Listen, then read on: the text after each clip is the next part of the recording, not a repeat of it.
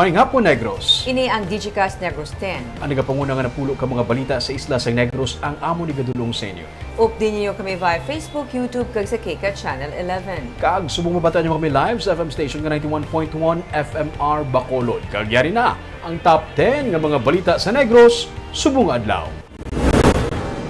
Confidential kag Intelligence Fund buhinan para mapangitaan medyos ang 4 billion pesos nga pondo nga nabuhin sa state universities and colleges. Tuwing kay clamping ordinance, ipatuman sumugod sa October 9. 70 anyos nga lola, patay sa pagmungguan na isang tatlo ka mga tricycle sa Victoria City. Anak, ginburo sang iya kaugalingon nga amay, patay. Kag sa good vibes, drip art isa ka klase sang creative therapy nga makabulig padula sang stress. Inaktanan sa Digicast Negros X. Sa number 10,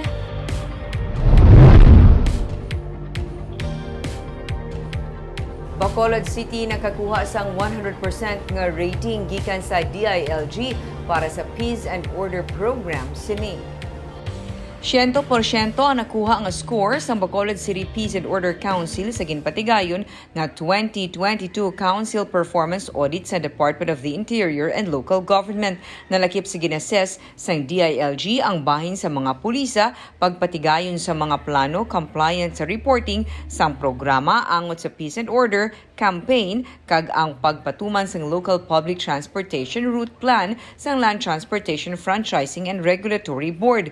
Ginkalipay naman ini ni Bacolod City Police Office Director Colonel Noel Alinio nga nagapasalamat man sa suporta sang komunidad ilabi na sang local government unit.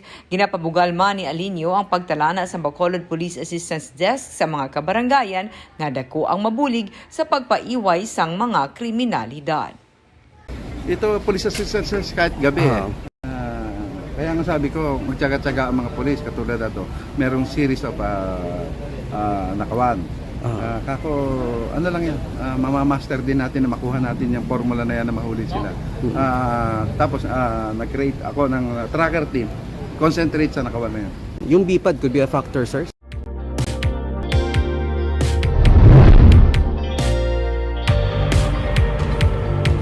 Sa number 9, may pagsaka sa kada kilo sa presyo sa karne sa baka sa mga merkado. Inibase sa pinakaulihing monitoring report sa Provincial Veterinary Office. Masobra sa 3 pesos ang average kaginsaka sa presyo sa baka sa probinsya. Sa October 2 report ni Dr. Placida Lemana kay Governor Eugenio C. Lacson, ang sudad sang Escalante ang may pinakamahal nga kilo sa karne sa baka, 490 pesos. Kag ang Banwa naman sa Bulupandan ang may pinakabarato nga 290 pesos ang kilo. Halos wala naman sa pagbago sa kada kilo sang manok kung ipaanggit sa presyo sa nagdigad nga semana. Yan ang average price sa 202.89 pesos ang kilo. Amo man sa kada kilo sang baboy nga yara sa average price nga 265.69 pesos kada kilo.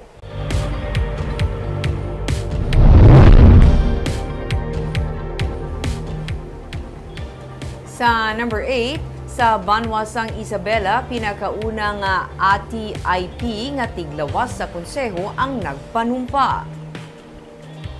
Kahapon nag-take oath si Teresita Sinceda bilang Indigenous Peoples Mandatory Representative sa Banwasang Isabela. Siya pinakauna nga ATIP nga nagpanumpa si Isabela sunod sa National Commission on Indigenous Peoples Region 6. Katungdanan sang IPMR ang pagtukod sang legislative agenda upod ang komunidad nga ila ginatiglawas. Si Sinceda ang nagpanumpa kay Mayor Irene Montilla. Upod kay Director Ana Burgos kag NCIP Commissioner George Largado kadungan sang Indigenous Peoples Month celebration. Suno kay Largado, magaserbe sa sulod sang 3 ka tuig si Sinceda.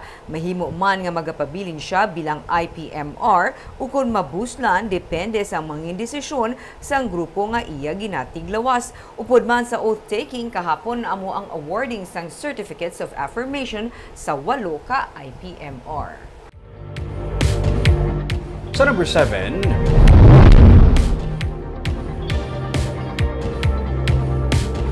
computer shop kag itsulod sa mga kawatan sa barangay Handumanan sa Bacolod City. Ginpasiradad bangod wala sang business permit.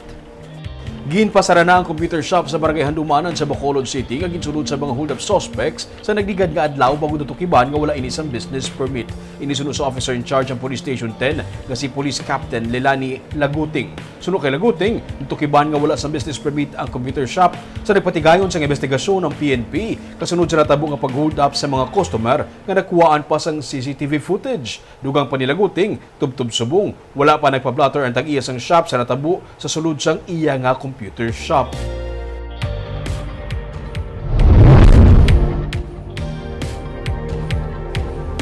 Sa number 6, anak patay matapos ginbuno sa iya kaugalingon nga amay. Patay ang 28 anyos nga si Dionisio Sundo matapos nga ginbuno sa iya kaugalingon nga amay nga si Rolando Sundo, 68 anyos sa sitio Mascovado, Barangay Poblacion, Banwasang Tuboso, Miyerkules sang hapon. Sunod sa kay Police Major Junray Batadlan, ang hepes ng Tuboso PNP, upod inom ang mag-amay sang hinali na lang nga nagmaoy ang biktima kag iya nga ginpangguba ang mga pananom kag kudal. Sunod pa kay Batadlan, gintinguan sang amay nga pauntato ng iya anak apang ginsumbag siya sini. Gintambagan sila sang ila nga mga himata apang padayon nga nagmaoy ang biktima tubtub nga ini ang nabunan sang iya amay sa dughan.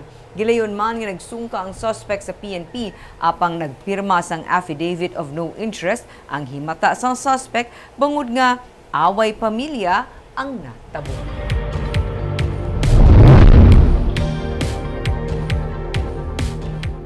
Sa number 5, sa Victoria City, sa 70 anyos nga lola, patay sa bungguanay isang tatlo ka mga tricycle. Nagkarambola ang tatlo ka mga nagasinundanay nga mga tricycle sa naglunta ng pagbungguanay sa Osmeña Avenue kahapon nga adlaw.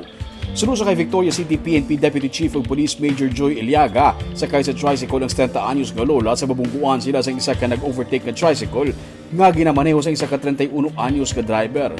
Sa kakusog sang pagbunggo, nahulog ang biktima sa tricycle kag nag-angkon sa mga pila sa ulo kag lawas nga nagresulta sa iya kamatayon. Nagbunggo man ang tricycle nga ginasakyan sang biktima sa isa pa gid ka tricycle nga ila ginasundan. 16 tanan ka mga pasahero ang nasamaran kalabanan mga estudyante. Na-detain man ang 31 anyos ka driver nga natala na pasakaan sang kaso nga reckless imprudence resulting in homicide kag multiple physical injuries.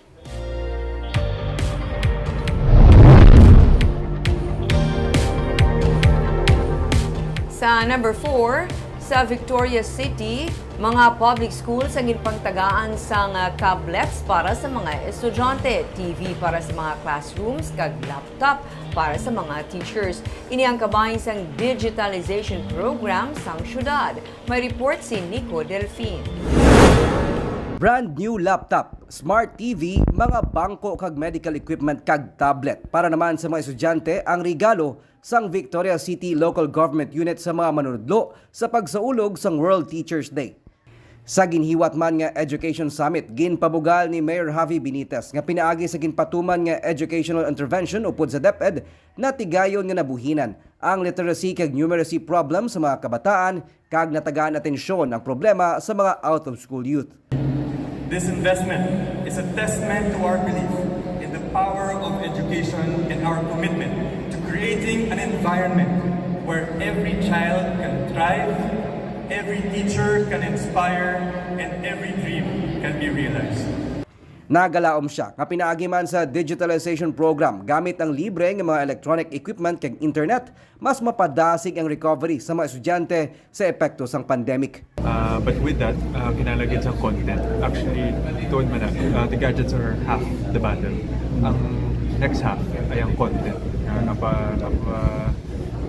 Pa-intindi sa mga learners, pa-bulig sa mga teachers, sa mga tutlo, sa mga estudyante. I think that's important, content. Gindayaw naman ni Senator Sherwin Gatchalian, chairperson sang Senate Committee on Education ang mga tikang sang LGU sa pagpasanyog sang programa sa edukasyon. Nagpasalig man siya sang bulig para mapasanyog ang internet connection agud mabuligan ang mga estudyante sa mga ginakabig geographically isolated and disadvantaged areas. Makikita natin po sa mga international assessment ang baba natin. So we're addressing the quality issues. Wala tayong problema ngayon sa access sa bata. Pumapasok ang problema ngayon is quality. So yun ang ina-address. yung accessibility to the internet. May mga schools dito na kahit kuryente ko, wala Oo nga, pa. yeah. Tapos wala din internet. So walang use yung mga gadget. Oo nga, yeah. I think basic na ngayon ang internet eh. Especially kuryente, basic na yan. So makikipagtulungan ako kay Mayor para ma-address yung internet connectivity at kuryente. Nagapati naman si 3rd District Congressman Francisco Benitez nga dako ang mabulig sang digitalization sa recovery sang educational campaign sang pungsod amo nga may pagpanghangkat siya sa mga manunudlo sang syudad. Victoria's was meant to be a template for how recovery post-lockdown should look like. And so the challenge now, Dr. Portia, the challenge now is once again still show what can be done as a pioneer in recovery so that learning poverty is properly addressed and the rest of Negros Occidental will follow soon. So, for gamit, ini nga mga gadgets, the tablets and the laptops, very helpful siya sa amon sir as in mapadasig, kapagtudlo, mapahapos para sa ila. So for me, I will try my best, do my best to use these gadgets in order to give best education for all of us. Ginalauman man ni Mayor Javi nga sa masunod nga 2-3 ka tuig masolusyonan kag makabango na ang educational sector sa epekto sang pandemic. Dako man ang mangin potensyal sang syudad nga mangin template o kon benchmark sa iban pa nga mga LGU sa pungsod bahin sa pagpasanyog sang edukasyon. Nico Delfin para sa Digicast Negros.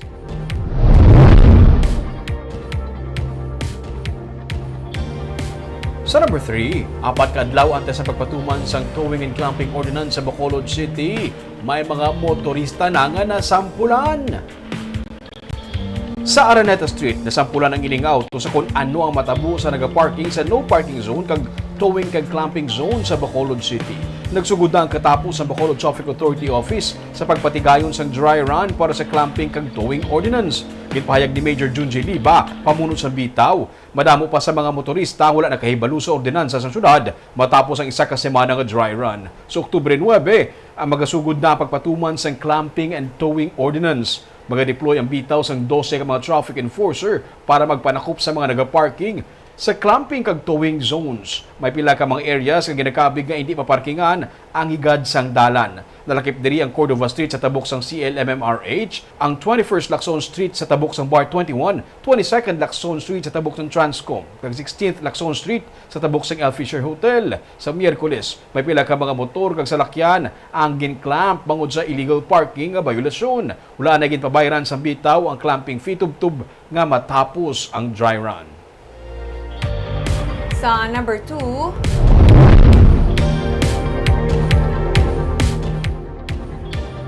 presyo sang bugas sa mga merkado karon ang nanginestable bangod sang milling season.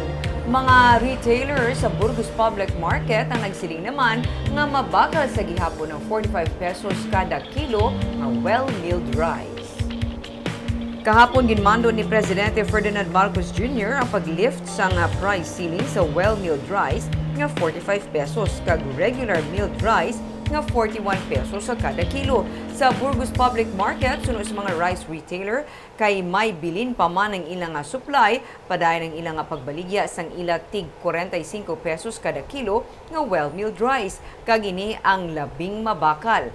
Pero kay ani na sunod sa mga manugbaligya, nag-estable naman gid ang presyo sang bugas. Ang regular milled rice sarang mabakal subong sa 47 tubtub 49 pesos ang kilo, kag ang well-milled rice naman sa 50 tubtub 51 pesos ang kilo. Mas barato na kung ipaangid sa presyo antes sang ani.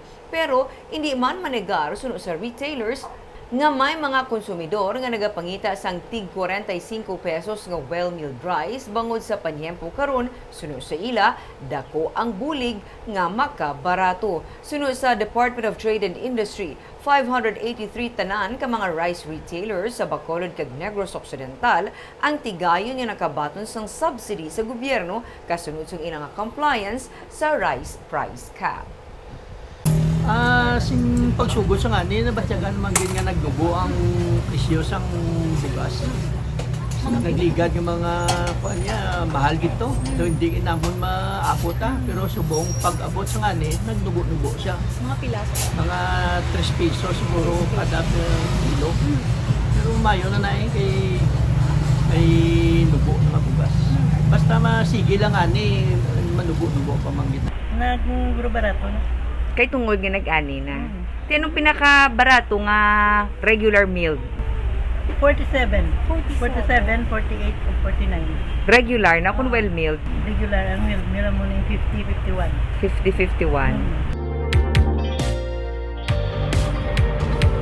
50-51. Kaag sa numero 1 sa mga balita subong adlaw.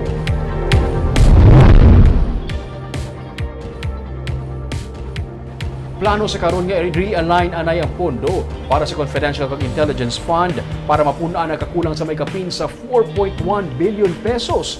Ini para sa libre nga higher education para sa mga state universities and colleges. Sunod sa chairperson ng Senate Committee on Education nga si Senator Sherwin Gatchalian, nagaplano sila nga i-realign ang bahin sa pondo sa Confidential and Intelligence Fund agud mapunuan ang malapit sa 4.1 billion pesos nga deficit sa pondo nga natalana sa free higher education sa mga state universities and colleges. May masobra sa 25 billion pesos ang project fund nga para kuntani sa free higher education sa mga state universities and colleges o SUCs sa pungsod. Ugaling, nabuhinan ini sa kapin sa 4.1 billion pesos matapos ang 21.6 billion pesos lamang ang gin-allocate sa National Expenditure Program o kung NEP para diri. Ginatanaw ni Gatchalian nga kulangon ang pondo para sa mga ginakinahanglan nga pasilidad sa mga SUCs. Gani ginaduso niya nga ma-realign ang napasakaan nga pondo para sa 9.2 billion pesos nga Confidential kag Intelligence Fund nga gintalana sa national government para sa Office of the President, Office of the Vice President kag Department of National Defense. Ginalauman sa senador nga pinaagi sa pagbuhin sa mga pondo sang CIF, masabat ang libre nga pag-eskwela sa kapin 1.8 million nga mga student beneficiaries sa mga SUC sa pungsod. So yun ang balak ko i-restore. Of course, 4 billion medyo malaki. Pipilitin ko makahanap ng pondo para ma-restore. Kasi yan yung pondo para mailibre ang tuition fee sa mga state universities. So based on our analysis, kulang siya ng 4 billion. And on the point of the intelligence fund, pinag-uusapan namin ngayon sa Senado i-realign some of the intelligence funds. So for example, yung mga enforcement agencies tulad ng PNP, Department of National Defense, Coast Guard, lalo na Coast Guard. Coast Guard ngayon is at the forefront of the West Philippine Sea issue. So yun, madadagdagan. But ako in principle, kung kayang i-line item lahat ng gastusin, dapat i-line item. The intelligence funds should be limited to intelligence gathering. So, titignan pa rin namin kung yung mga enforcement agencies, legitimate yung kanilang activities sa intelligence gathering.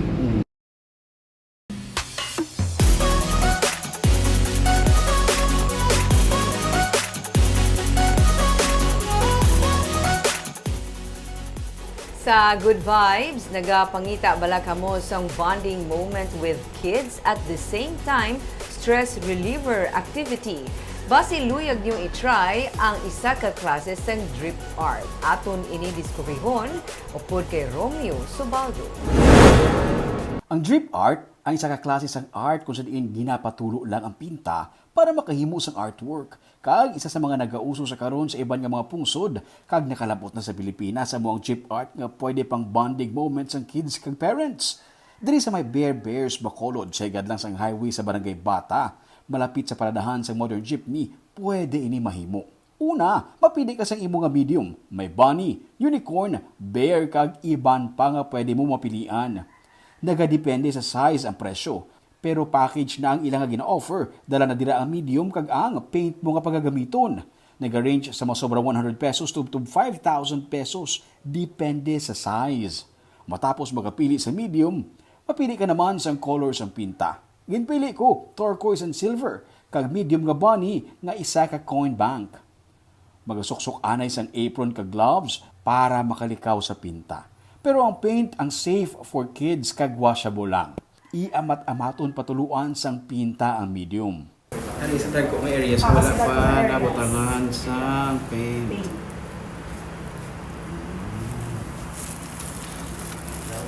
Doon namin muna. Pagkaon.